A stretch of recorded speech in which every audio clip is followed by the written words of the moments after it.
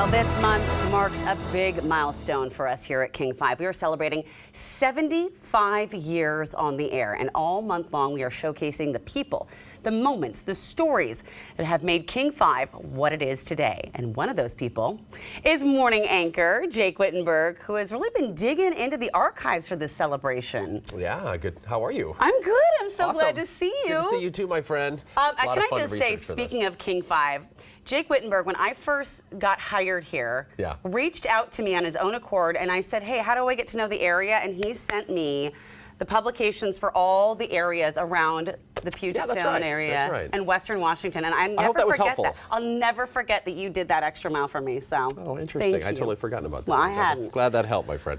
So you have been digging. Let's start with the woman who started it all, Dorothy Bullets. Yeah, such an important legacy, Dorothy Bullets. Yeah. She's going to have a statue, I feel like, in the city of Seattle. She should. Named after her. Yeah. She is the daughter, or was the daughter, of a logger, a lumber magnate, a real estate magnate, and she had a vision that radio and then television were going to be the next big thing. Dorothy was a pioneer. She started the radio station KRSC and decided she wanted to get the KING call letters because she, like everyone else back in the late 40s, 1948, thought TV was the next up-and-coming big thing. And she was a pioneer. She wanted to get this done. She wanted to have television in Seattle.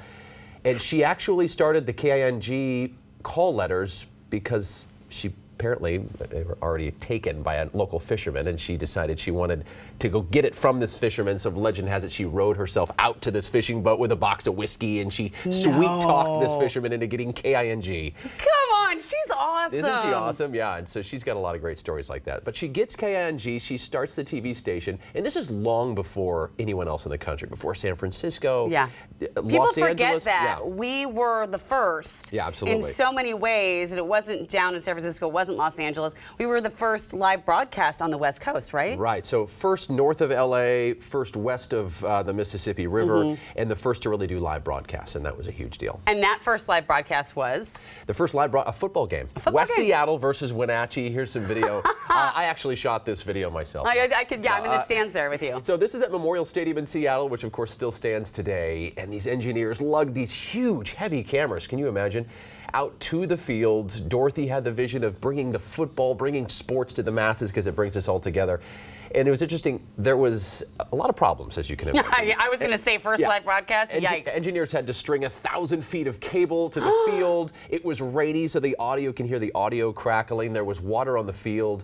And you couldn't keep these old cameras pointed for too long at a single light because it would burn its way into the film that they were shooting on, into the broadcast. So you had to move it around. Yeah, exactly. So they're constantly moving the camera around for various reasons. Unreal. But there it is. The first, we talk about the Seahawks today, a football game was the first live sporting event in Seattle. Perfect. Yeah. Stan Borson, who's that? So you had all this time to fill. After you started KING, no one else was in town. It's not like you had sponsors and you had, big companies that were looking for airtime. So you had all this time to fill. And so what did Dorothy do? Well, they went to UW and they said, give us all we'll try to find all the talent that we can. And so they found this guy on the left, Stan Borson, and his buddy Art Bardoon on the right. They started this show called Two Bs at the Keys. Borson, Bardoon, Keys on the piano. And they played piano and they did these little skits and they had a great time, kind of schlocky, kind of fun. Yeah. But it was really entertaining. It got huge ratings considering how many people were watching. Well, amazing. Yeah. And then we also had some of the first children's programming, right? Right. So long before Sesame Street, there was a woman by the name of Ruth Prince, and she had this vision for the show called Wanda Wanda. It actually, 1953 to 1972, was a huge 53 hit. to 20 years. 20 years. She won a historic Peabody Award for this. And again, this was way before Sesame Street. Children would tune in at about the noon hour with lunch with their moms and dads, and they would watch this. And I think parents probably got a kick out of it too, that they could have their kid learn a little bit and watch this new thing called TV at the same time. And also get themselves a break, I'm sure. Exactly. Something we are still involved in to this day and very proud of is the hydros. We're covered to the hydros is legendary. And there was one that started it all. Yeah, so when this first started, this was a massive hit, right? You had no other major sporting event, but we had the Hydros, and King 5 was a huge part of airing the Seafair celebration, just like we do today. I mean, this is a tradition that airs even today, but in this particular race, at this moment, you're actually watching there was a fatal crash, and a boat from Portland, they took one of these turns here and actually sank. Oh, no. And so what do you do? You've never covered live TV before. There's no playbook for what you do when there's a fatal crash on live TV. And so what did the reporter do? He knelt his head down. The photographer just had the instinct to pan up to the sky, and the reporter started reciting the Lord's Prayer. Oh, I have the chills. Right? And so what else are you supposed to do? And that was what was built into them. That's what they thought to do because that's what felt right in the moment. Because that's what felt right in the moment. Oh my gosh. You know, it's interesting. These are so beautiful, all these memories. It's very nostalgic. But why is it so important that we remind people of this history, that we keep this history alive? Yeah, well, I mean, first of all, it's a legacy TV station, King 5. Yes. There was an FCC pause when Dorothy first made the TV station. She rushed to do it because she knew that there might be a pause. Everybody was trying to get into TV, so the government said, let's pause, let's wait. And there were no TV stations for 5 years after her, so she had this huge head start. Wow. And I think there's this legacy of just being a pioneer that continues today at King, and it starts with Dorothy Bullets. What are some of the stories that have mattered to you most, that you've covered, the most exciting things? Yeah.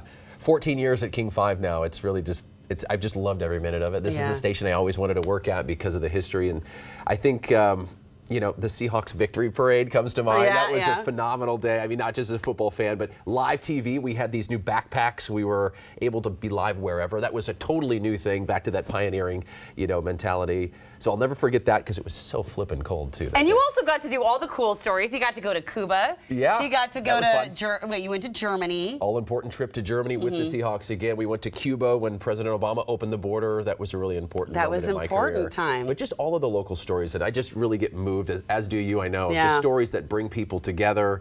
You know, they do what TV, I think, was originally meant to do, which is to be a public service, bring people together, glue us all together with positivity and just, you know, what we need to know to start. Yeah, and you take it really seriously, and nobody here takes it for granted, which is such a gift. And I think it's important because television broadcast is changing so much. We're changing the way, but it's important to remember that local TV is always looking out for the local community. So it's important. Thank you so much, Jakey, for being here. I'll see you at the big celebration.